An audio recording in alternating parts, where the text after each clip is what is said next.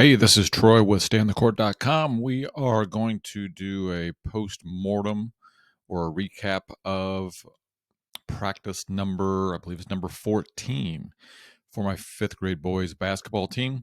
So we'll just go through, if you looked at the practice planning video in the playlist for fifth grade boys basketball practice on the YouTube channel, you will know what I was planning. And so what we had, we ended up having 10 kids there, and then our 11th showed up, so we had all 11 kids. So I was all excited about doing this 11-man continuous 3-on-2. I've tried to do continuous 3-on-2 previously, and it's just always broken down, and we've always had to shift into 3-on-2 to 2-on-1, which the kids just seem to get better.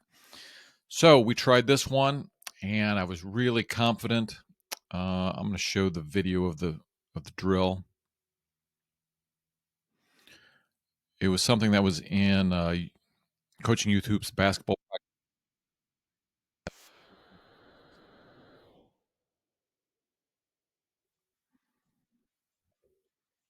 All right, here it is. Let's see.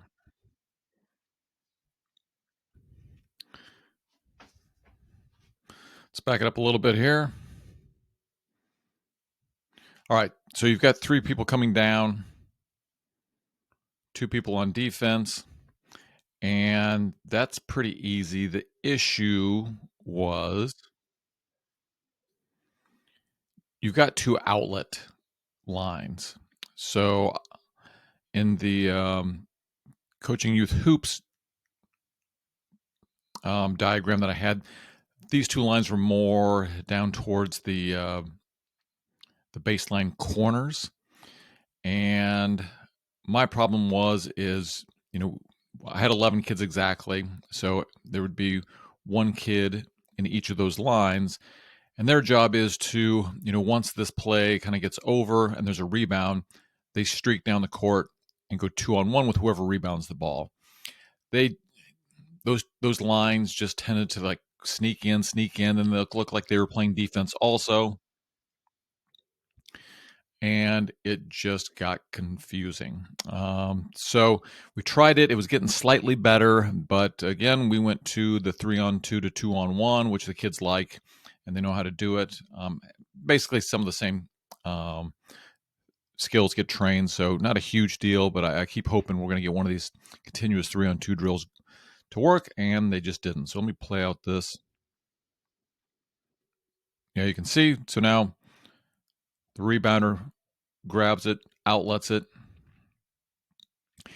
And what I was hoping is we really need to practice on getting that rebound and getting a good outlet pass out. And then I wanted to train the kids to then make that pass past half court, the half court line down the court. I'm always trying to get them to pitch the ball to the open man down the court. So this drill would have worked a little bit better for that, since you've got these 2 wing people leaving early and getting out there ahead of the rebounder. But it didn't work out. Salvaged it again with going to 3-on-2 to 2-on-1. So again, if you want these drills, certainly let me know at troy.wallace@stayonthecourt.com. That's my email address. And I've got a whole library of drills, of things that I've collected over the last 2 or 3 years, and I'm happy to share those. So let's just let this play out.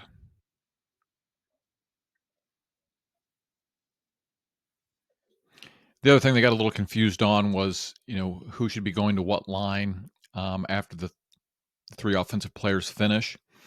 So, overall, I think it would be a good drill. It just it would need a little more practice, and we practice in a gym with another team, and it just gets loud, and it's really hard to communicate new concepts sometimes. So, anyways, learning experience. Let's get back over to the other things that we did. So, one thing we wanted to do is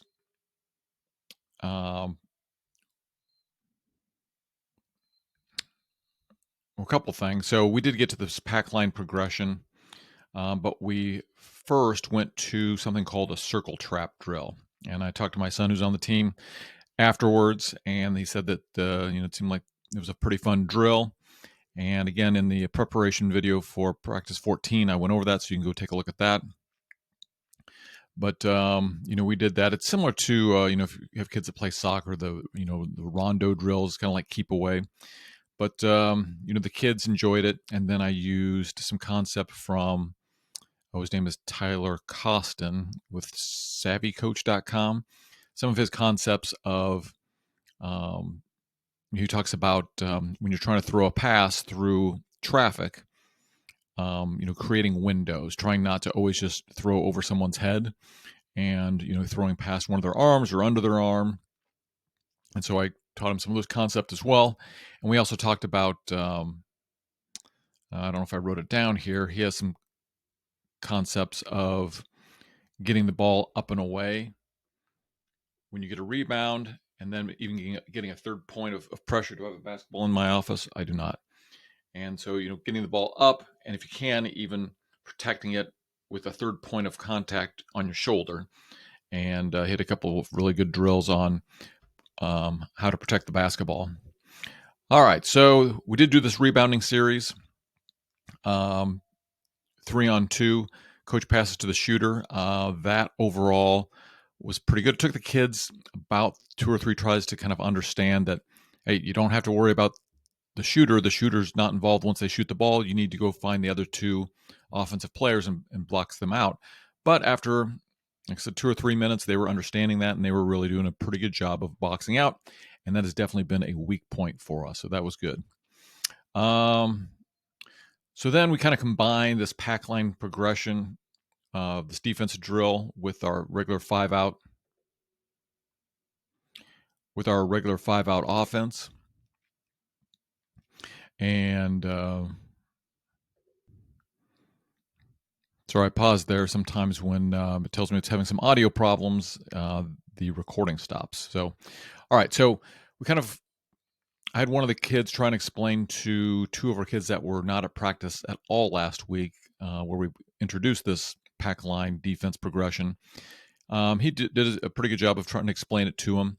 And then we just walked through some of those progressions. We didn't do any like individual build-up drills. But we essentially just took our 5-out offense, had them do the pack line defense against it. And again, I had 11 kids. So we just went 5-on-5, switching in and out the spare kid. And I would say that went pretty well. It was nice that we were able to get the defense and offense practicing at the same time. And then we've been slowly bringing in this zoom action offense, which is just really a dribble at action, point guard dribbling at somebody on the wing. The wing goes down and screens for the 4 or the 5 man on their side. That 4 or 5 man takes the screen, comes up, gets a dribble handoff from the point guard, and then they're attacking the basket. And we did that a little bit, and I think the kids are starting to understand. Once that dribble handoff happens, it attracts an awful lot of attention from 2 or 3 defensive players, or they totally forget about the person on the handoff, and there's a nice little elbow jump shot there. So, I kind of walked through the progressions of, hey, if that elbow jump shot's open, all the kids in my team have the green light to shoot that. Then I showed, once they understand what you're doing, now they're going to pay a lot of attention to that person coming off the dribble handoff, and there should be 2 or 3 other people open, and we kind of progressed through some of those items. So that worked reasonably well. We did not have time to go through sideline out of bounds plays. We did not have time to do press break, which is maybe going to be a bit of a problem. We have a 3-game tournament coming up this weekend, and we have another practice on Thursday, but I have to miss probably close to half of it because I have a daughter with a vocal concert. It's actually in the same building where we have practice, so I'll just walk over after, but it's just going to shorten our practice to 45 minutes. So I've got one of the dads who's going to be helping take practice for the first half that day. So they'll just do some real basic drills, and then we will likely,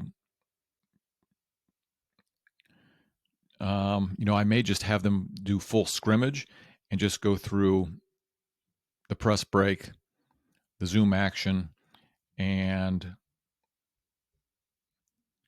the pack line progression defense all at the same time. Anyways, I will do another video for preparation for practice 15. That is it. We'll talk to you all later.